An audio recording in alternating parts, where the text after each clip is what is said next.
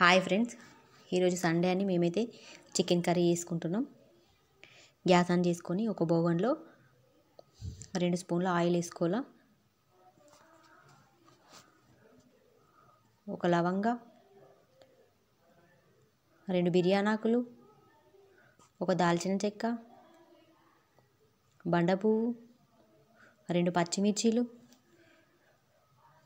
ఒక ఆనియన్, కొద్దిగా మెంతి కూర వేసుకొని, చికెన్ కర్రీలో మెంతి కూర వేసుకుంటే టేస్ట్ బాగుంటుంది. మరీ ఎక్కువ కూడా వేసుకోవద్దు, లేదంటే కర్రీ చేదొస్తుంది.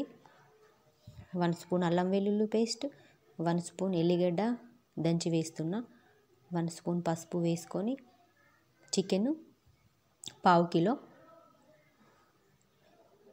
చికెన్ నుండి ఆయిల్ పైకి వచ్చిన తర్వాత 1 స్పూన్ సాల్ట్, 5 స్పూన్స్ కారం.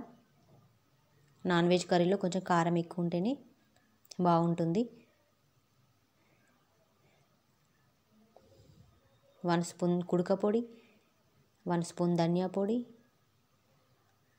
1/2 గ్లాసు వాటర్ వేసుకోవాలా. కొత్తిమీర వేసుకొని, ఎల్లిగడ్డ, పచ్చిమిర్చీలు, కసూరి మేతి, చికెన్ మసాలా వేసుకొని గ్యాస్ని సిమ్లో ఉంచుకొని ఆయిల్ పైకి వచ్చిన తర్వాత గ్యాస్ ఆఫ్ చేసుకుంటే వేరే గిన్నెలోకి సర్వ్ చేసుకోవాలా. అంతే, yummy yummy chicken curry ready. Thank you.